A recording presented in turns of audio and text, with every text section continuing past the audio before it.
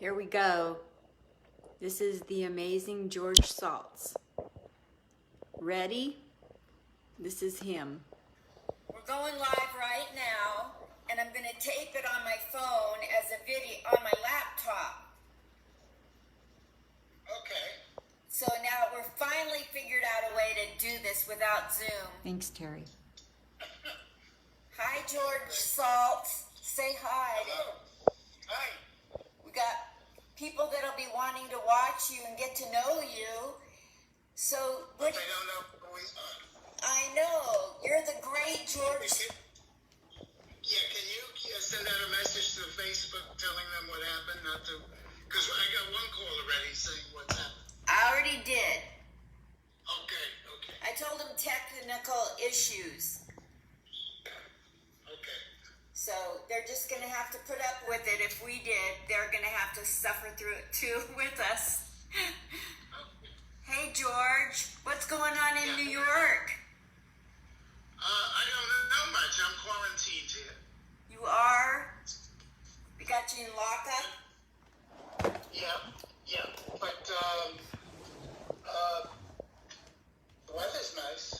Yeah? That's good. Boy, we sure have had it rough in New York, haven't we? With the COVID? Terrible. Yeah, it's everybody is Sorry. Yes. I'm in an assisted living residence, and I'm independent, but it's assisted living resident. And as a result, I can't go out of the room. They bring the meals here, and once a day I'm allowed to ask the warden if I can go out for a half hour. Jeez. Sit outside. And but it's everybody's got their own difficulty now. Nobody has it easy. Nobody. So, what's a good way to get through a pandemic? Because we didn't come with a manual how to get through a pandemic. Maybe you could bring some Bibles and pray. I don't know. It's the craziest. You just have to hold your breath, and if you can hold your breath, you're okay. Yeah. 1 second.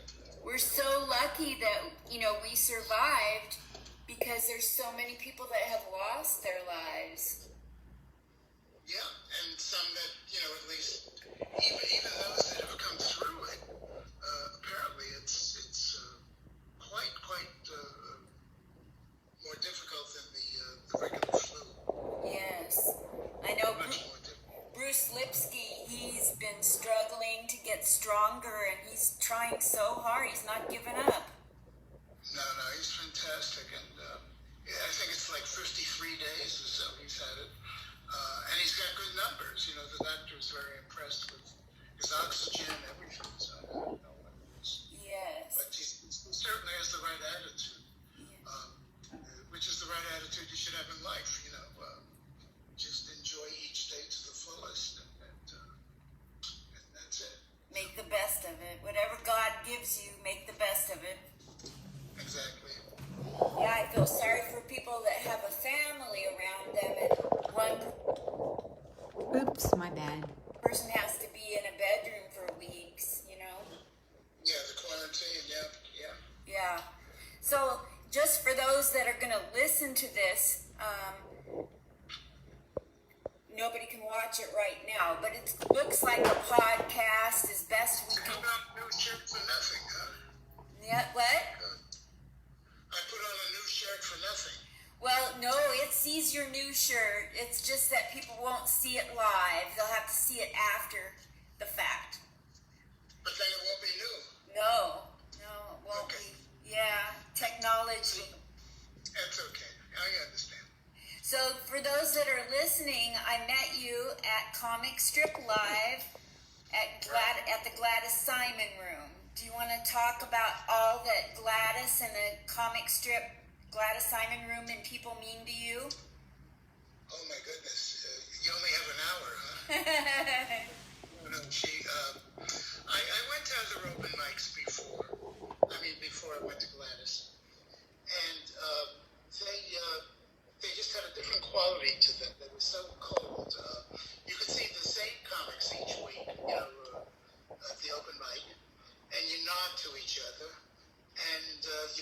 you do your time, and they would leave if they were on first. They wouldn't have the courtesy of staying around. Most of them, many of them rather, and there was just no unity, no nothing.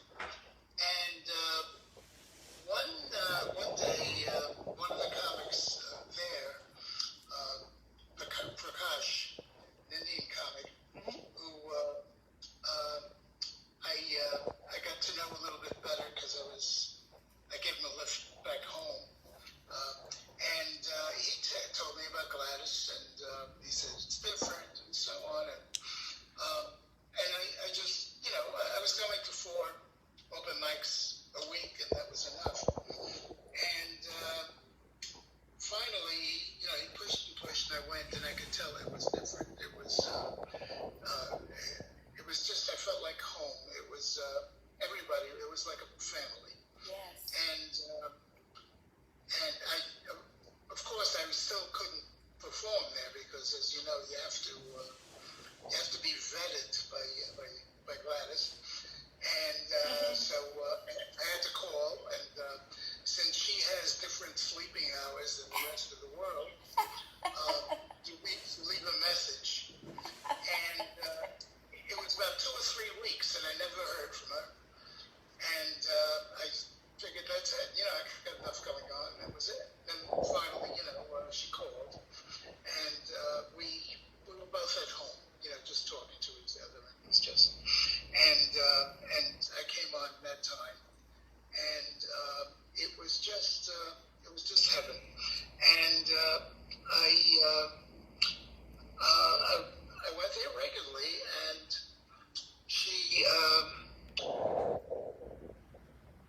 at one point, we were doing the open mic, which was the 5:30 show, and then the big show, with the pros, was at 8 o'clock. And at one point, when I was doing well and so on, and Gladys had a high regard for me, and I said, when are you going to recommend me for the 8 o'clock show? And she told me, you'll never get on it. And I was shocked. And she said, not because of your ability. She said, he won't hire anyone over 40 years old. He just, that's what it is. And so, anyway, when I was 81, I went there, I was 80 at the time. I was almost 60. And right before 81, I said, I want to do something for my birthday. It's the 80th. I come hell or high water, I want to perform somewhere. And she said to me, I'm having a pro show, an 8 o'clock show. I do it, a few times a year. And she said, she told me not only could I headline, I could choose the show. Whoever I wanted would be on it, whoever I could pick. And it was just, so generous. I was really shocked. And so I got together some of the people, some of the pros. I asked for, Scott Blakeman was hosted, and Angel Salazar did an hour's performing there. He was just fantastic. And the show ran about 2 hours, and it was just phenomenal.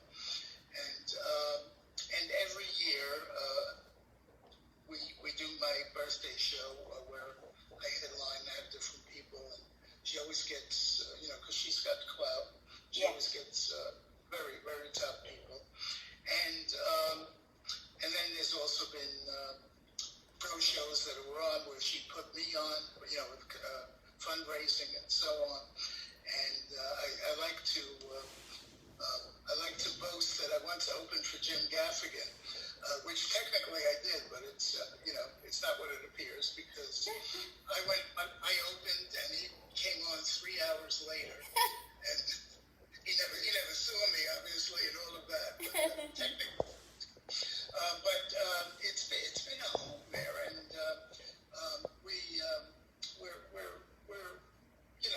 we're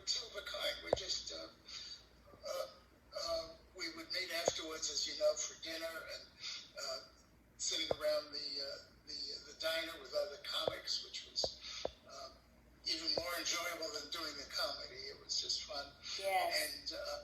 And now it's interesting because now that I have a lot of sleepless nights, I'm constantly speaking to Gladys about 6 in the morning. So we touch base, quite often. And it's funny because some comic gurus or teachers always say, don't just do open mic in one place. Do it in different places. Yeah. That you get a different kind of crowd, different experience, and so on. And while that's true, there's something to be said about this too, where you're honing your material in one place, and you have a fairly constant kind of audience. Except comic strip was different because they usually had a lot of civilians, audience as Yes. well, even at the open mic. Yes. So, which made it wonderful. And one of the nightmares for comics is doing the open mic. And one of the ironies is you're supposed to test your new material on open mics. Now, comics are known not to laugh, for whatever reason. I mean, Yes. they're a poor audience in general. Yes. And at best, they will admire you silently, at very best. Yes. But usually, they may be busy doing their own shit, preparing their stuff, or they may be analyzing, whatever, but you don't get good vibes, and you don't get enough. You get some kind of information, but not really, because I had done, the open mic at all the other places that I mentioned, and then when I did a real show, I was flabbergasted. The things that I got silent reactions or a little snicker, at the open mics. Yeah. They were very strong responses. So you really don't get that kind of information, but it's very good training ground because, if you can make it there, you can make it anywhere. Yes. It really owns you, except sometimes, especially when you're first starting out, it's very discouraging, Yes. not to hear X. I mean, that's the only kind of measure you have. But the experience was just been fantastic, and she's given me feedback, and everything is just couldn't be better. And Bob, God bless him, was Yes. just as wonderful. And Bob was her husband, who recently passed away, and it was just unbelievable. By the way, there's the history of the comic strip on Netflix that I just discovered. It's quite interesting. Oh, yeah? Yeah, it's called Eat, Drink, and Laugh, the history of the comic strip. So, it doesn't have Gladys in there. It has, but it's got all the Seinfeld and Eddie Murphy, and just every Paul Reiser. Wow. Just very interesting document. So it's really it was the place for me. Well, for those that are going to be listening to this, I met George at Comic Strip Live, and it's true that the people that come are all kind of groomed by Gladys, and Gladys creates an atmosphere of giving us feedback, so then everybody else is giving permission. We're giving permission to give each other feedback. Yeah, and she boasts of some pretty big comics that she groomed. So Yes. yeah, she's got the goods too. Yeah. Yes. Some of the best feedback I've gotten has been from her. And then I actually was a tenant at your home. I rented from you, and you trained me in comedy. Yeah. And you helped me get through a big hurdle of confidence and memorizing with a brain injury. Remember, that was such an accomplishment for you. I'm so proud of what you did, really. Thank you. It's not easy. And the way I know, I know exactly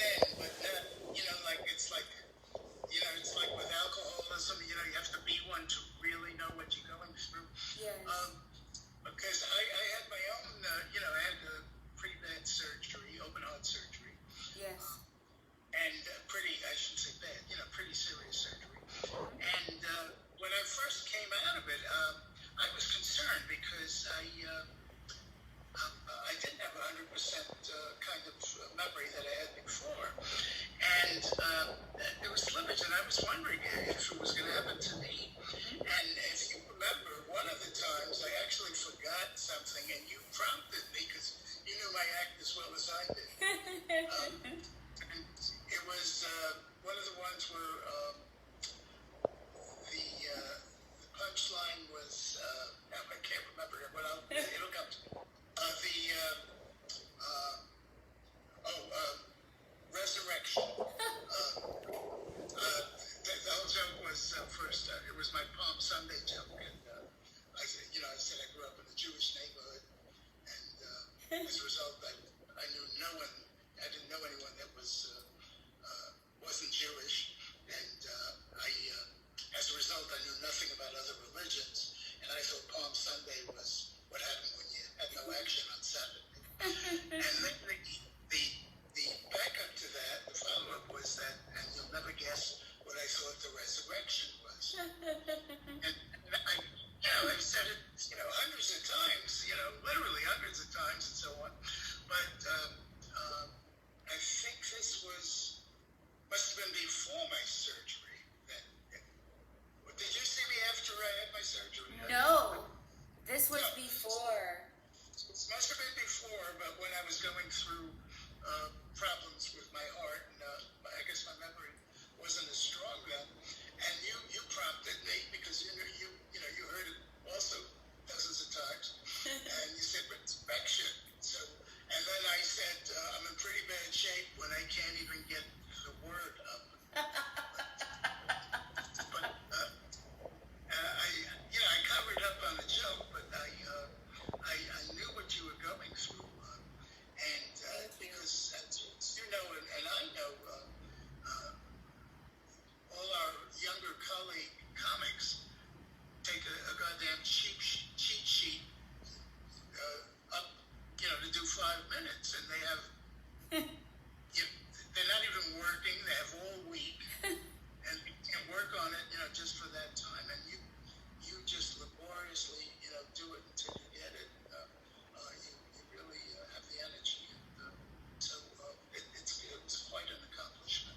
Thank you so much. I appreciate that. I remember the day we were practicing in your kitchen, and I was trying to recall my 5 minutes, and you were like, you can't remember it, and then there was a moment where the light switch went on for you, where you saw how hard it was for me. Oh yeah, really, and I knew it wouldn't, because at the beginning you were throwing all the cards on your notes. As you told the joke, you threw it on the floor and everything. But, it could be done, I guess. A lot of comics, I guess, in their act, they leave some kind of mess on the floor and then they clean it at the end. But it's not what you wanted, and it's not what Gladys wanted. Right. And that's great. It's funny because, a lot of the upper echelon, the comics, they look at their goddamn phone now. And what is that? That's a cheat sheet. That's a cheat sheet. It's a cheat sheet. I made up this joke where when I don't explain my brain injury, I don't refer to it anymore, but back when I came up with a joke to explain looking at notes. I said, I've been in a long-term relationship with Mr. Notes. You might know him, Cliff. Okay, got it. But I did suffer through, because as I was recuperating from surgery, I was coming up with jokes, but I had trouble. I'm trying to think. There was some. In other words, it would be a punchline of a well-known person, and I would say the well-known person's first name, but I would do another well-known person's last name.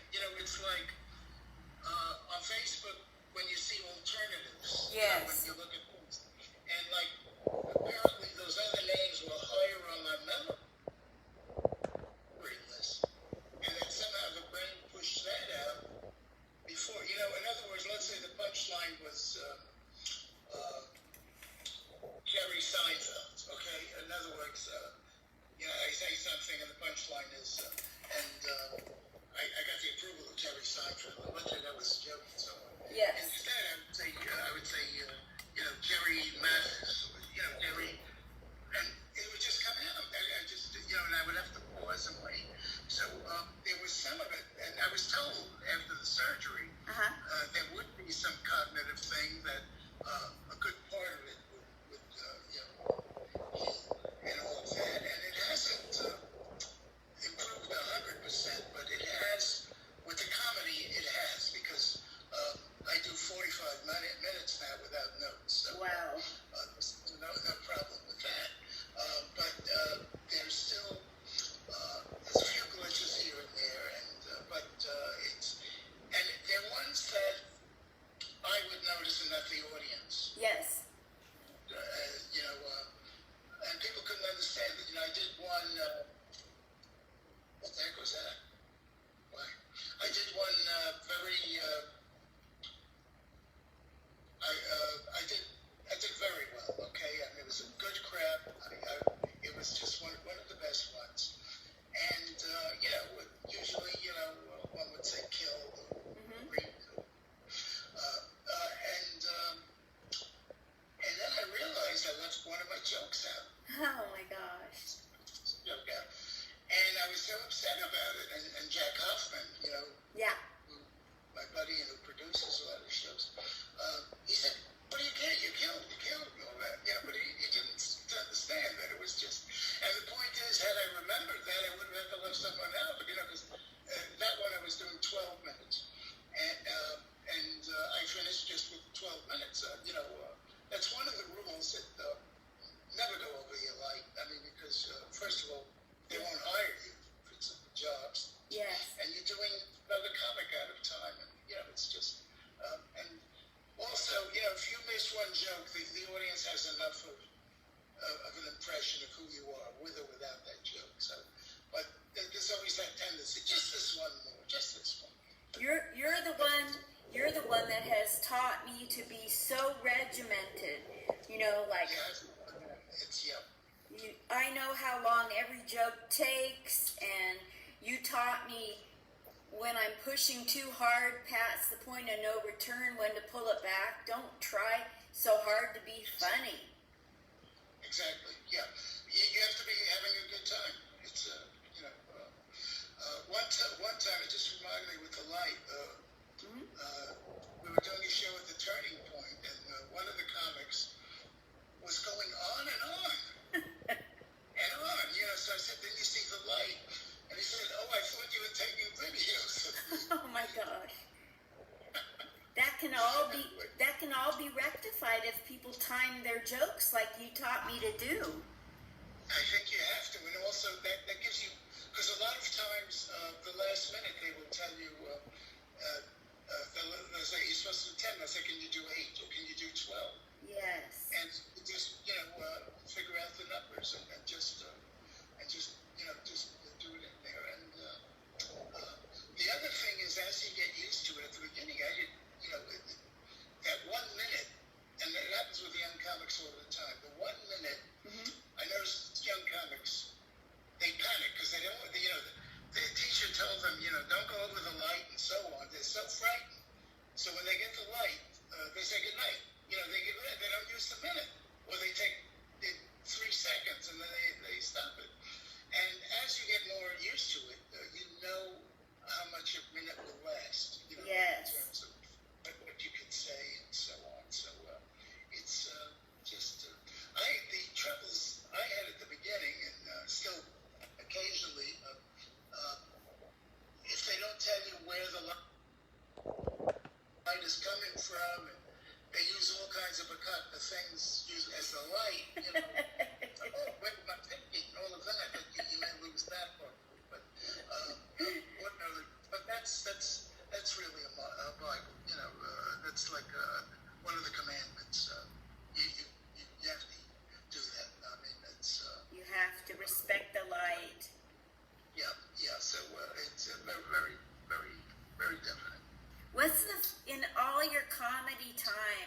stage. What's the funniest thing you've seen happen in a room? Funny, you mean?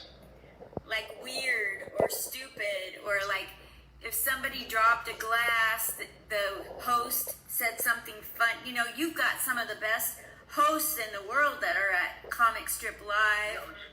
Like, some of the funniest stuff has had to have been said. Just trying to think if anything sticks out with hosts. No, I mean there have been a lot of good retrieves, but nothing that's bizarre or outstanding that I can recall now that sticks in my mind. Maybe later on, if it comes to me while we're talking. No problem. Yeah. So, your comedy comes from way back in your childhood. You wanted to do comedy a long, long time ago, and you always watched so much comedy. Not only watched, we're talking about radio. Wow. And in fact, with the radio, I remember listening to, it was Fibber McGee and Marley. And it was sort of like Mike and Marley of their day. And I remember looking in the back of the radio at the tubes in the radio, expecting to see Fibber McGee and Marley. Jeez, what a putz I was. But I listened to all of them, and they really, they are responsible, or I credit them with my timing, because for me it's the simplest thing in the world, because I used to hear, Jack Benny or Bob Hope or Fred Allen or, Yes. Ed Witt, whoever was on the radio, and they would say something funny. Mm-hmm. The crowd would roar, usually, Uh-huh. and then, as it got silent, they say something again, and that's what I do. And, and everybody says, oh, you got great timing, and so on. You wait, till they're finished, and then you start. And so many comics, they're so anxious because, they want to get more laughs per minute and all of that bullshit, that they want to squeeze in all the laughs. So, it's almost like the laughing is an intrusion on their time. Wow. But, that's what you're working for. You got paid. You got your pay. What else do you want? And a lot of people, they step on their own laughs and so on. I mean, I'm not talking about people like, Robin Williams, who has to do that. And you can never catch up with him. So you're busy laughing at one, and he's 3 jokes ahead of you. He's talking so freaking fast, but God bless him. He's just the best of the best. He was just king. The best. But anyway, that part that that I think a lot of comics have to do. It's not everybody's style, I know, because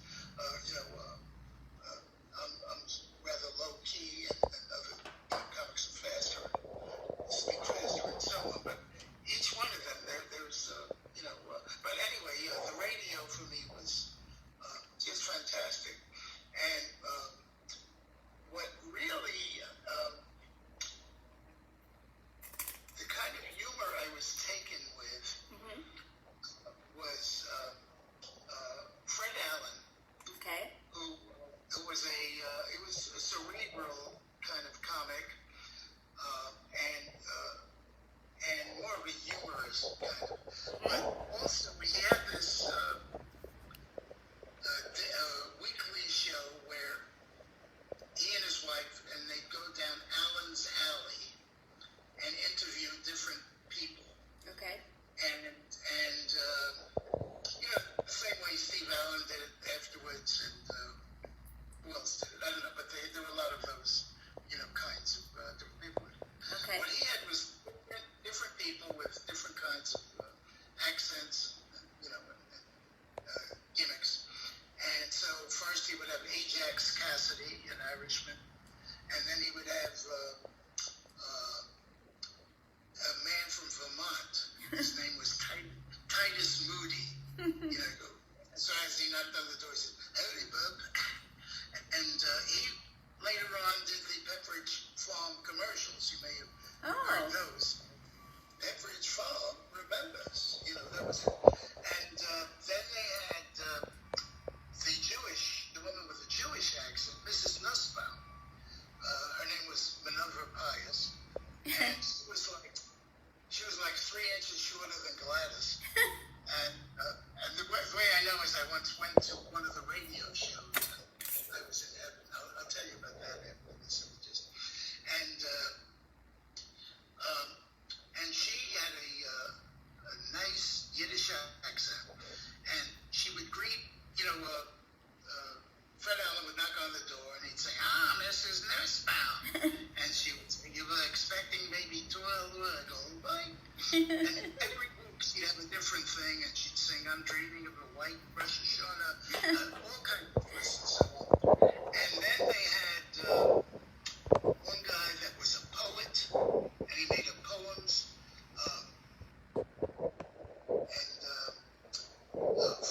His name was Falstaff Openshaw, and he wrote poems.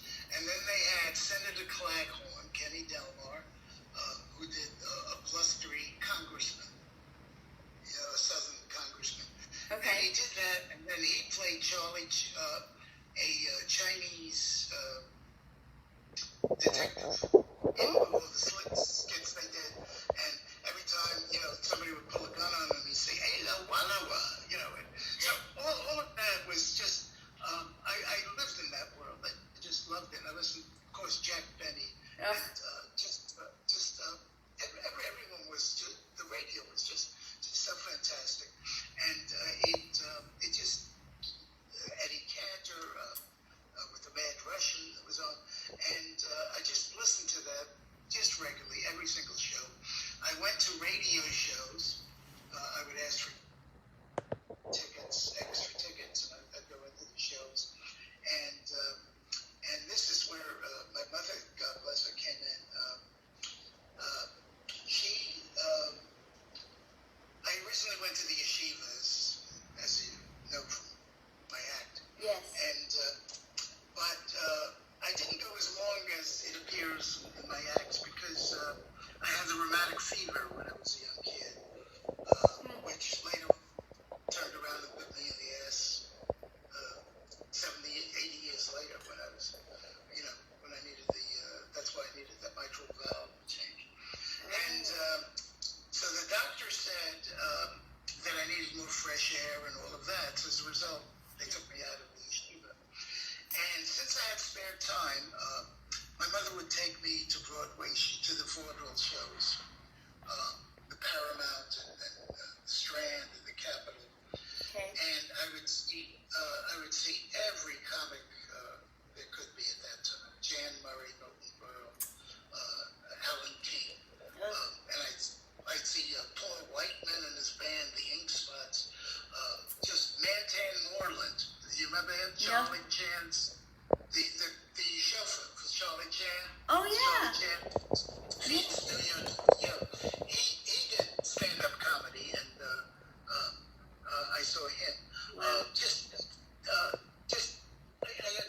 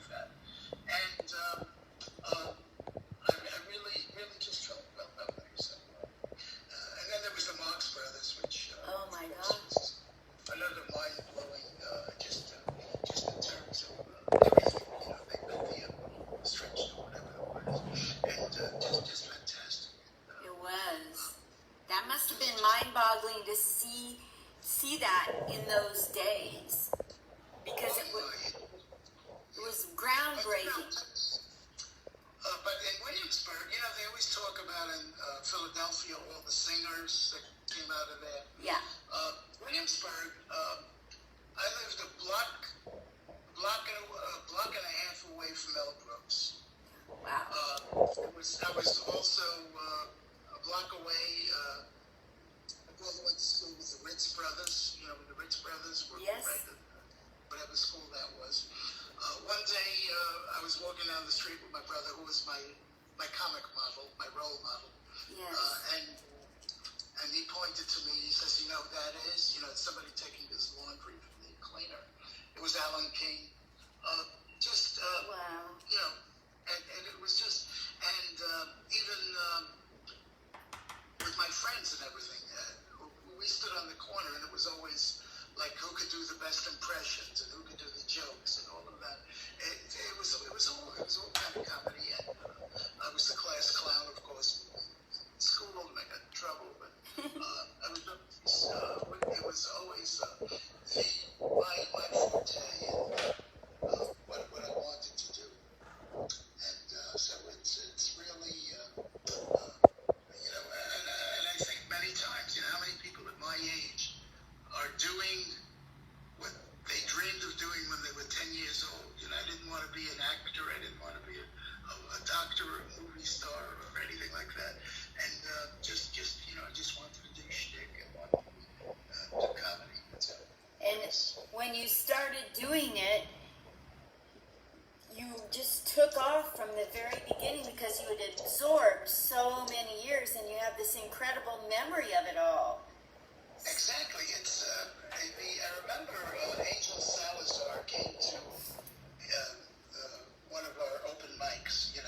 I think he was headlining in the main show when he came in earlier, and he also headlined for my first birthday show, which God bless him. He's just a great clown. He's fantastic.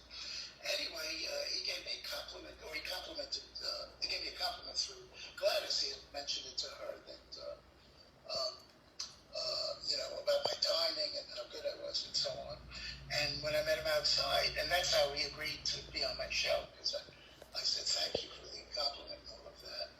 And he said, "How long have you been doing it?" And at that time, it was a year and a half. Wow. I've been less than a year and a half. And, he was impressed. I said, "Well, I'm really like the Satchel Paige of comedy." I said, "Because I've been doing comedy, but not in this league. I did comedy at parties. I did my dear friends of mine. I emceed at their 25th wedding anniversary, their 30th, their 40th, their 50th, and their 60th. Wow. And singing, and some of them, one of them was on a yacht. A couple of them were in the Hamptons, glorious places. So I've had the experience and done that before, but not in terms of this. The real problem I had was anxiety, if you can believe it. Wow. Stage fright, but only in front of strangers. And that was for my friends. That was my clique. I could do no wrong first. Right. No matter what I said. When you have a following, everything is fun. But I got hired at 18. I done some comedy in high school, and one of the musicians there got me a summer gig at 18 in the Catskills, a paid gig, and I was so nervous that I got fired. I had stage fright, and that really rocked me for a while. And but school was coming, I went to Casella College and all of that, and then but it did have an effect. I was gradually doing a little comedy again with my friends, but I wasn't even trying at that point. When I got accepted with the Catskills, I thought that was good.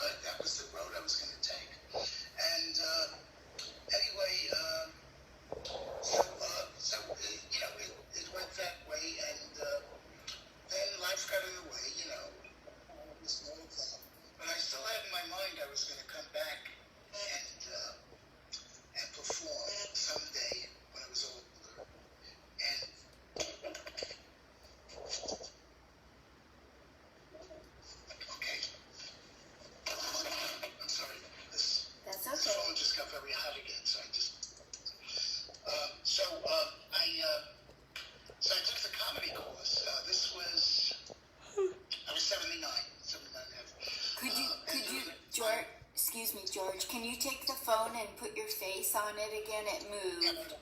Thank you. There you go. Perfect. Thank you. I'm gonna have to hold it, and it's hot, but I'll try. Wait, let's see if I can do it this way.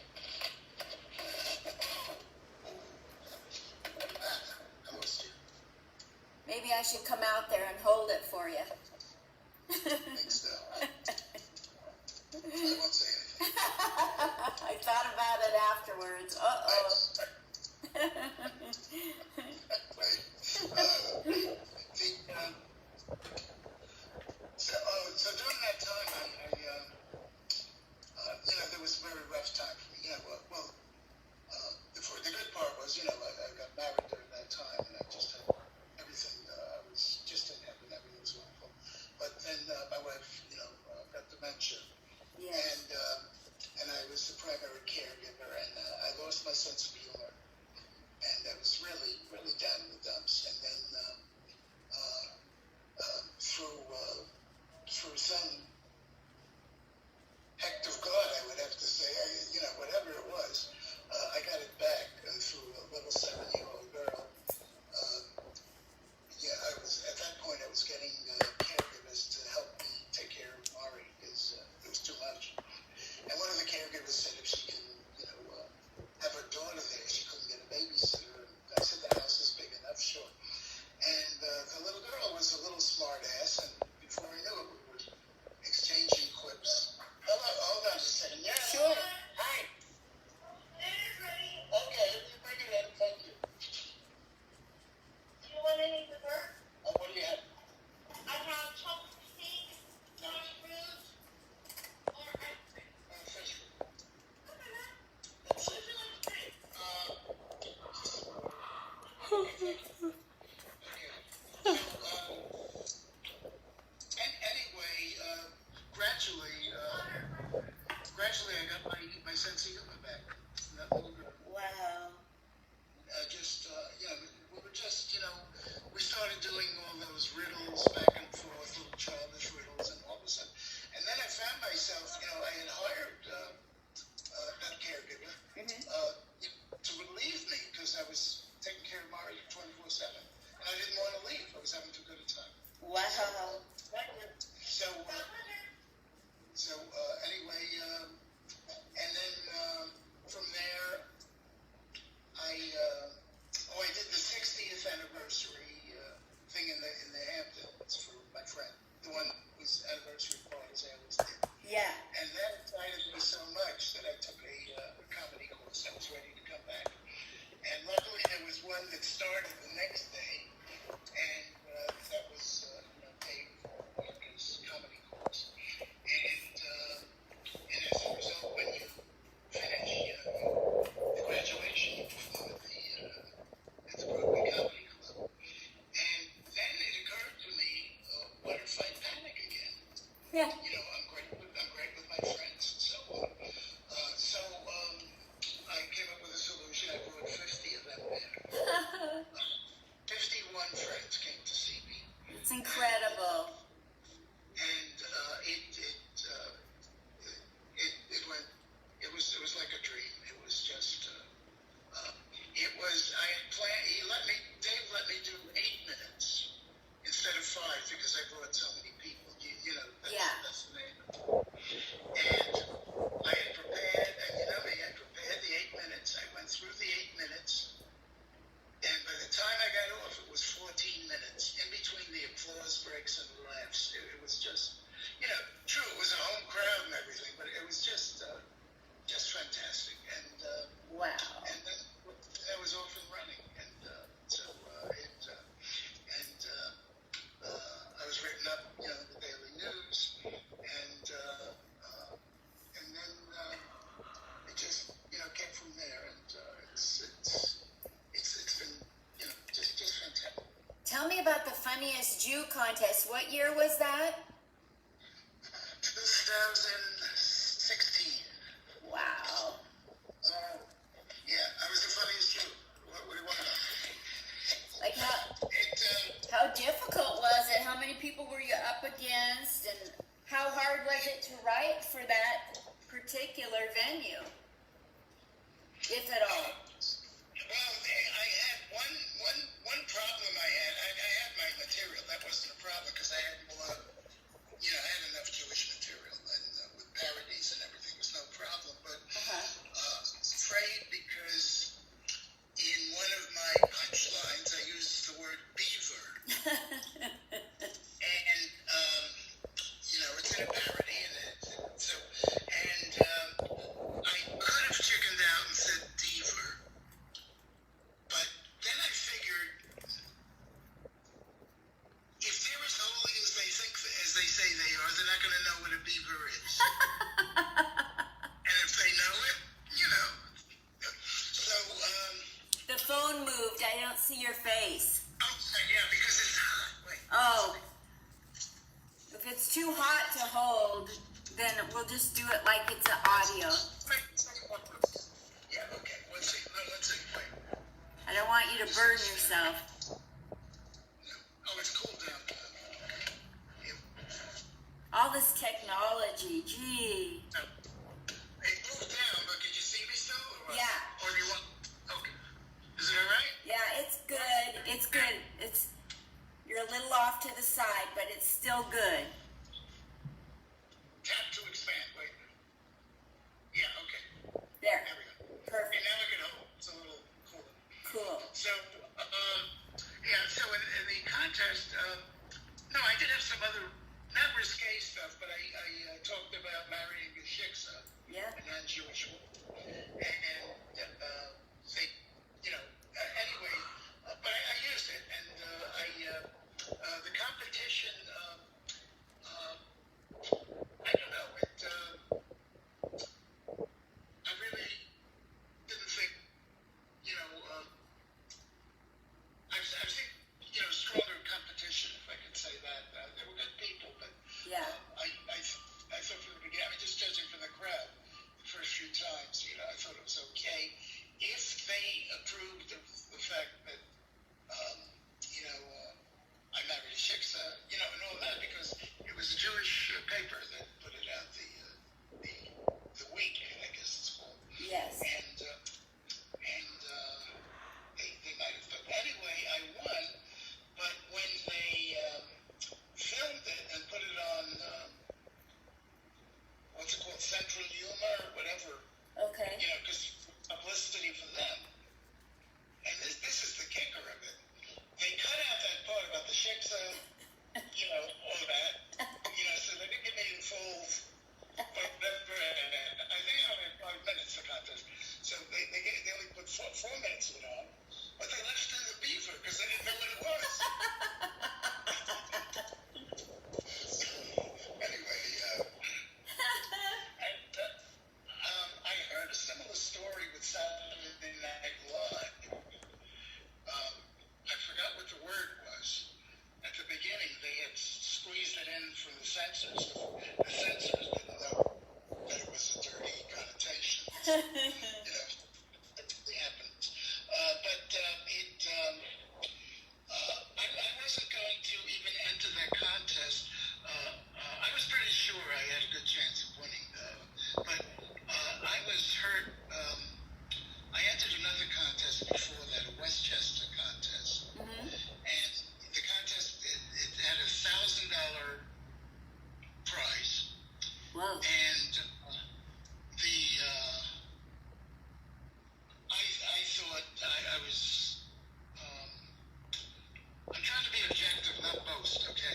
Right. I thought I was going to be a clear hands winner. A lot of the other comics even sent it to me. The ones that were performing, and all that. Yeah. And then there were 3 judges, and this was only the semifinals now. To Right. get into this place, okay?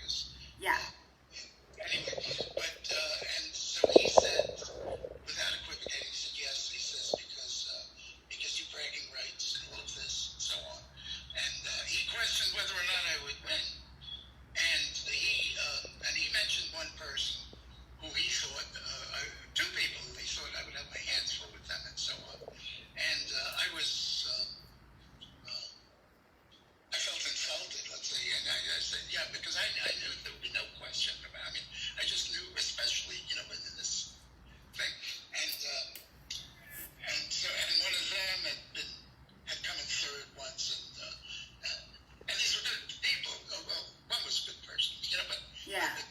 but anyway, so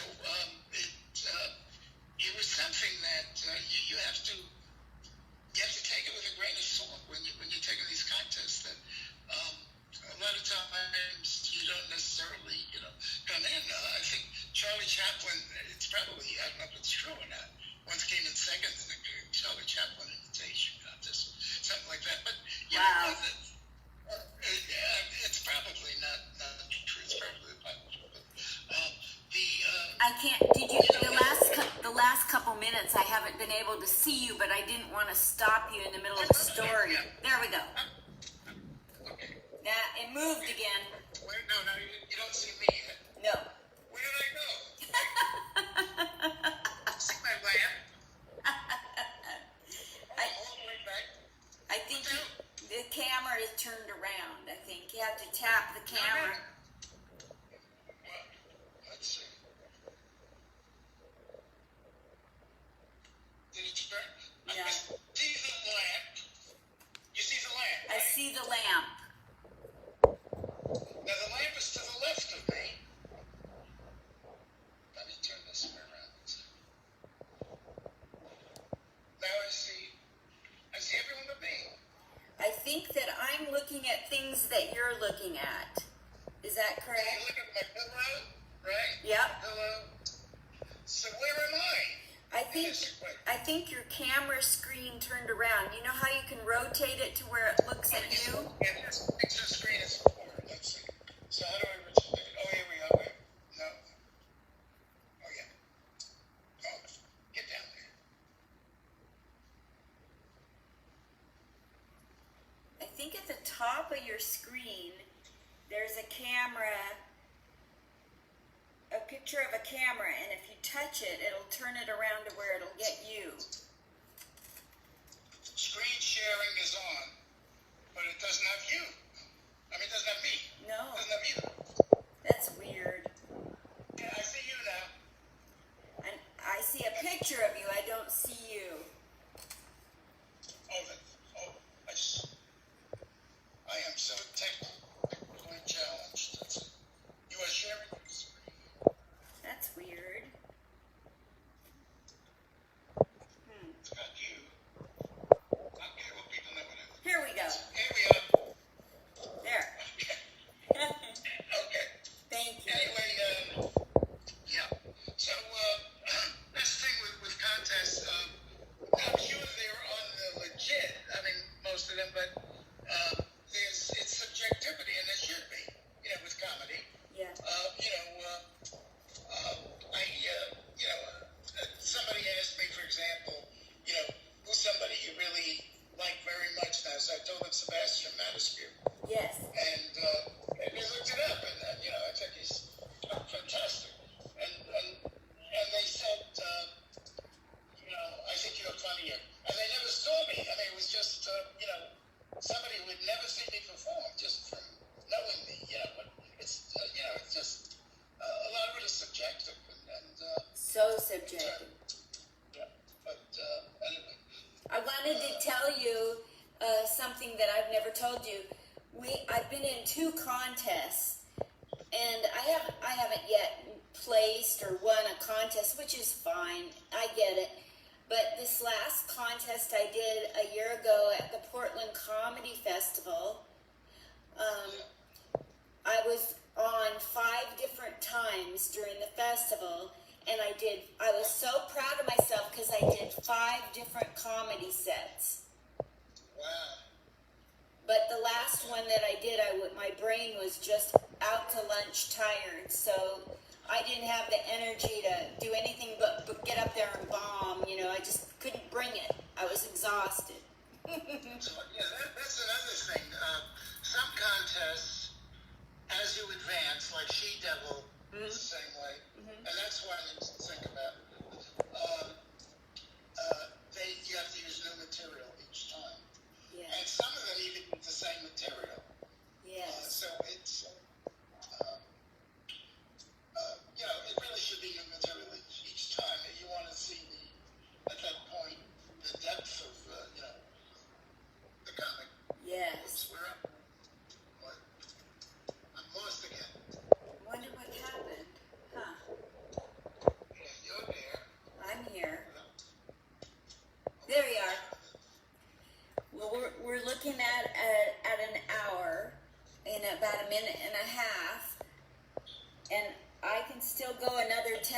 minutes if you want to, or we can stop it.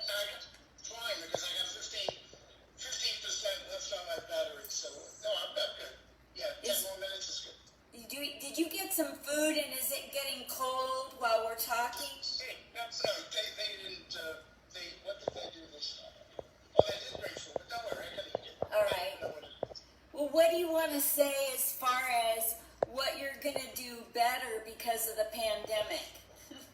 Is there anything good that's coming out of the pandemic in George Salt's world? No, not that I can think of, really. I can't, because for me, I am so technologically challenged. Yeah. As you know, one of my wines is I'm a member of the Jew Klux Klan. I can't do anything with my hands, or electronically or anything. I just thank God that my parents had the wisdom to push me to education, because I can't do any of that. Yes. So, I'm just, like I said at the beginning of this, holding my breath like everyone else is, and just hoping. I think comedy it's not going to be the same, but like for example now with the restaurants that are opening, they're opening, the state is allowing them to open, but they have to only have 50% of what their maximum capacity is. Okay. So maybe comedy clubs can do, now they're going to do it but if they, in other words, so they provide enough distance, whatever. Yes. I don't know how it's going to be. I think Zoom is going to be a very important part of the comedy business for a long time. So I'm going to have to adapt and learn it and just be with it. But it's for me, it's really a problem. Yes. All those things, but it's just I'm going to like the same way as some kids have a block towards math. Right. That's this thing. Once it's got this thing. I wish that. You remember the trouble I had tying my shoelaces? Right. They always open. And for years I always said, I was absent that day in kindergarten when they taught it. And I never learned how to tie the thing. So I don't know if you know this or not, because I'm not sure if you were at the comic strip. So Jane Shapiro, she's a teacher, and she said, I will teach you, because I am a teacher. So one day she brings in a fucking shoe. And you know how teachers are. And she was going to teach me. And she starts demonstrating the loops and everything. I will not. So I said to Laura, can you bring in a banana? I was absent during sex education. Oh my God. So you never know where your next joke is going to come from. You don't. You know what would be good for you with Zoom is if somebody could come by and show you how to run your own Zoom show. See, the problem with me doing Zoom is if I'm on somebody else's show, the person hosting the show can see all the faces of all the people watching when they're doing comedy. But if I come on your show, I can't see the audience, so I can't read them, and I can't tell when they're laughing quietly or, So maybe somebody could show. Maybe somebody can. The problem is, I'm not allowed to have people here. Oh. Well. So, what I could do, I could. I don't know. The people, the aides here, the attendants, they recently passed they took a virus test and they were all negative. For example, on Wednesday nights, I'm going to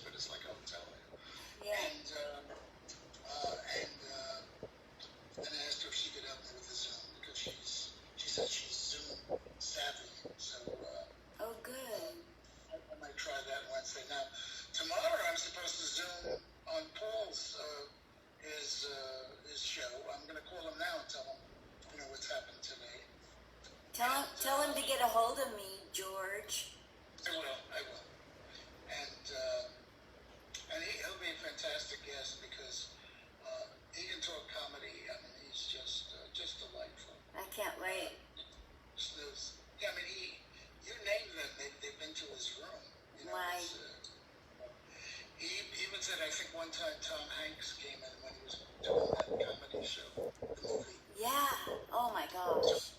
I mean, and he knows everybody, and he put me in touch with Jackie Mason. Yes. I met him twice, long, like for 2 hours. We had coffee and all that. And he was going to come to my show. He was anxious to see me, but he said it had to be at 10:30 because, he's busy, about these things. And 10:30 meant, I'd get home at 2 o'clock, Wow. I did at 10:30, so, and I just couldn't do that. So, finally, he was going to come to my 84th birthday show. And his wife called. She's the agent. She said, we'll be there at 9. There'll be 3 of us. Don't give us a table. We'll be in the back. We'll watch. Stupid. And then Jackie will call you tomorrow. You have stupid looks, Linda. But at that time, I already had the beginning of my breathing problem with my, my heart valve. And the day before, I wouldn't have been able to do anything. So I figured if it's like that tomorrow, I better call them and let them know. So I called and I said, I probably won't be able. I said, even if I do it, I won't be able to do it at 9. I want to start earlier because I think I'll be zonked out by 9. And I said, and I don't think it'll be my finest hour. Anyway, Yes. so let him make the time and all that. So he didn't come. And the wonder was, I performed fine. I did go on early, and I did it sitting down. The first time. Wow. I did 30 minutes or so, and I was fine. And then it came off very well. And Elizabeth has it they're doing a documentary of me, so she filmed it. Wonderful. And it was from my 85th birthday, which was maybe the best one I've ever had in terms of audience response. Wow. And I know those things because, as I mentioned, I wait till the laugh was finished, and I found myself having to wait an unusually long time. Yeah, you would know because you time things. Yeah. So, and it was just and I had all my school friends there, my public school friends, and they had children, and it was just a great show. That was just the last July, Wow. and I don't think anything will be this July, but we'll see. Anyway, it's. The phone turned around again. I didn't want to interrupt you, but I know. I wait for you. Wait.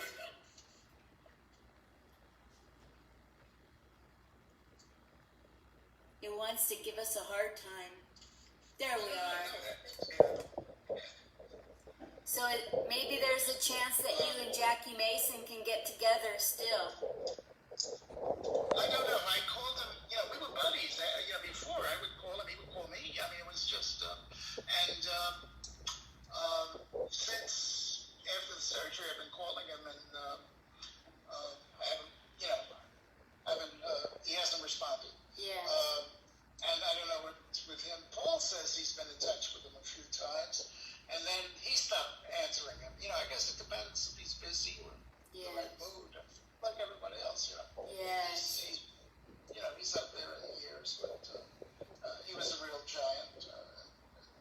For belly laughs, I think he's among the biggest belly laughs. Wow. Buddy Hackett, I would say. Yeah. Between the two of them, just they come to mind. There's a lot of them, but not just laughs, but real earthy buddy tummy laughs. Whatever. Yes. Belly. There I go. Oh, no. Still good. Well, we're at our. My battery is down to 5%. Okay, so we better stop. George, this has been the delight of my life. Thank you so much for talking to me. And Me too. Okay, I'll speak to you soon. George, I don't know how to edit, but I'll get this thing sent to you somehow. If I have to hand deliver it to you, I will. Somehow I'll get it. YouTube will have it. We'll be able to do it. Well, this is being, right now, the way I did it is I used my laptop video camera. So I'm taping it on my laptop. So I'll get off the phone later tonight. Okay, great. I'll play it and I'll put it on to Facebook Live. I'll sit there and transfer it to my Facebook Live and I'll tag you so you can see it. Okay, now what about my friends who are looking in? Will they be able to see it? Yes, it'll show on your page. Okay, when? Oh, whenever you get it. Whenever you. So I have interviews. I have 4 more interviews today. So 3, 4, 5, 6, about 8 o'clock my time. It'll be really late my time. So it'll be on your wall when you wake up in the morning, and do you want me to send you a message? I can tell them. Okay, I can tell them to watch it tomorrow. Yes. Okay, great. Okay. Thanks so much. You're welcome. Thank you so much, George. I love